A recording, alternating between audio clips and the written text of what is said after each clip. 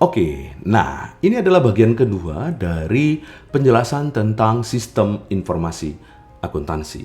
Kalau video sebelumnya itu kita bicara tentang apa konsep dasar dari sistem informasi akuntansi, sekarang kita akan bicara tentang buku besar pembantu, yaitu bagian kedua yang harus kita pahami tentang sistem informasi akuntansi. Dalam hal ini implementasinya pada bisnis usaha dagang. Buku besar pembantu atau subsidiary ledgers. Apa itu subsidiary ledgers atau buku besar pembantu? Subsidiary ledgers itu adalah suatu kelompok akun, ya, suatu kelompok akun yang memiliki karakteristik yang sama. Karakteristik akun yang sama, ya, suatu kelompok akun nih yang memiliki karakteristik yang sama. Nah, buku besar pembantu itu pada dasarnya untuk usaha dagang itu cuma ada dua, yaitu buku besar pembantu piutang dan buku besar pembantu hutang. Kenapa hanya yang dua ini? Berdasarkan definisinya tadi, memiliki karakteristik yang sama. Kenapa ini menjadi penting teman-teman sekalian? Begini. Transaksi piutang dan transaksi hutang itu adalah dua transaksi yang akan paling sering berubah atau bergerak atau terdampak akibat adanya transaksi di usaha dagang. Ya, kalau dia adalah sebuah usaha dagang yang sangat besar, maka transaksi piutang itu bisa ratusan sekali dilakukan atau terjadi transaksinya di dalam satu hari di dalam sebuah perusahaan. Demikian juga transaksi hutangnya, ya. Nah, maka cenderung juga karena begitu banyak transaksi piutangnya dan terlalu banyak transaksi hutangnya, maka akan begitu banyak debitur dan kreditur yang terdaftar di dalam perusahaan tersebut. Sehingga begitu banyaknya debitur dan kreditur tadi, itu akan memaksa kita akan kesulitan untuk terus mengulang kalau kita hanya pakai buku besar yang normal atau buku besar yang sebagaimana mestinya selama ini sudah bisa kita gunakan. Nah, untuk mempermudah mengidentifikasi siapa debitur dan kreditur dari piutang dan hutang ini, maka kita akan menggunakan yang namanya bantuan dari buku besar pembantu dalam tujuan apa? Saya ulangi, tujuannya adalah untuk mempermudah mengidentifikasi piutang dan hutangnya kita, serta siapa debitur dan krediturnya kita. Nah, sehingga nanti dampak dari buku besar pembantu ini ya, ini saya perbaiki dulu ya.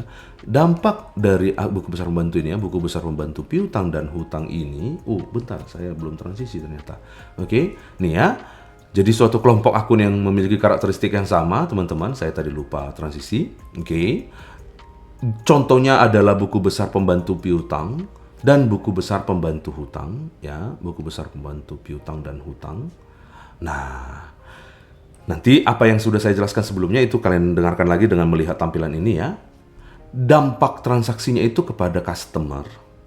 Buku besar umum terhindar dari informasi yang detail sekali, yang terlalu banyak. Membantu mengatasi dan mencari kesalahan pencatatan. Kenapa? Karena ini sudah nanti mengasih atribut atau memberi atribut kepada siapa customernya dan siapa krediturnya. Ya, dan kemudian memungkinkan adanya pembagian kerja di dalam pencatatan akuntansi, sehingga di dalam departemen akuntansi sendiri itu ada di dalam divisi akuntansi di perusahaan itu sendiri ada departemennya yang misalnya memisahkan antara departemen pengelola piutang dengan departemen pengelola hutang. Nah, inilah dasar mengapa dibutuhkannya buku besar pembantu. Ingat, inti dari pembahasan kita ini adalah bahwa transaksi yang ada di dalam akuntansi usaha dagang tentu tidak sebatas hanya 1, 2, 3, 4, 5 transaksi di dalam satu hari, tetapi lebih daripada itu, beyond itu, yaitu transaksi yang nanti akan dilakukan sampai ratusan kali, sampai mungkin hampir ribuan kali dalam satu hari. Bayangkan, ini bukan terkait dengan akuntansi usaha dagang yang kecil-kecil saja, tetapi akuntansi usaha dagang yang sangat besar transaksinya per hari atau yang sangat signifikan banyaknya transaksinya di dalam satu hari. Seperti itu teman-teman sekalian ya. Nah, Maka saya akan jelaskan kepada kalian apa perbedaannya antara buku besar umum ya dengan buku besar pembantu ya. Nah, bukan berarti ketika ada buku besar pembantu kita tidak menggunakan buku besar umum. Kita tetap menggunakan buku besar umum. Nah, cara kerjanya seperti ini. General ledger ya, buku besar umum yaitu misalnya kas, piutang, utang usaha dan modal. Contoh saja ya, misalnya ini. Oke. Nah, ketika ini adalah yang disebut sebagai buku besar umum, khusus untuk piutang dan hutang, dia punya yang namanya buku besar pembantu atau subsidiary ledger ya, buku besar pembantu atau subsidiary ledger. Nah, buku besar pembantu piutang nanti akan dipisah-pisahkan menurut siapa nama customernya. Customer A, customer B, atau customer C, seperti itu.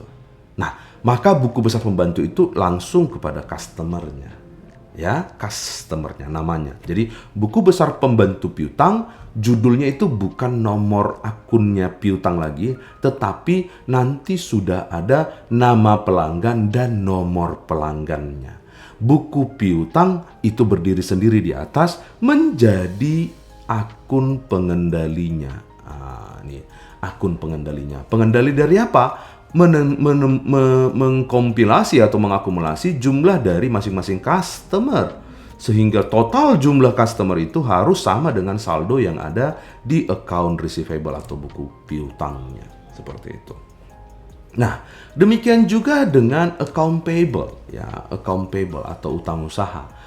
Buku utang usaha, buku besar umum utang usaha, nanti dibantu oleh buku besar pembantu hutang usaha yang nanti langsung memberi nama kepada siapa krediturnya. Apakah kreditur X, Y, atau Z. Maka nanti masing-masing kreditur itu punya list bukunya masing-masing, identitas bukunya masing-masing, yang nanti jumlah dari semua kreditor itu harus sama dengan apa yang ada di dalam jumlah si account payable-nya atau utang usahanya. Nah, itulah konsep dasar atau konsep kerja dari buku besar pembantu. Apakah itu buku besar pembantu piutang atau buku besar pembantu hutang. Nah, kedua buku besar ini digunakan apakah kamu nanti sebagai pembeli atau juga sebagai penjual. Seperti itu. Tinggal mengkondisikan posisi kamu, teman-teman sekalian. Nah, maka dari itu bagaimana tampilannya, Pak? Bagaimana tampilan dari buku besar pembantu piutang misalnya? Buku besar pembantu piutang ini adalah buku besar hutangnya ya, piutangnya nih. Ini sama ya yang udah kita kenal ya. Tanggal, reference, debit, credit, balance atau saldo. Ya, ini sudah kita kenal yaitu buku besar umumnya. Nah, bagaimana dengan buku besar pembantunya, Pak? Nah, buku besar pembantu itu dia tidak lagi dengan nama account receivable, enggak. Tetapi langsung nama dari si customer-nya kita. Nama si customer-nya kita. Namanya si Aaron kah, si Brandon kah, atau si Karen kah. Ini adalah pembelinya kita. Kalau kita adalah si penjual. Karena kan kalau piutang usaha itu berarti kita menjual barang.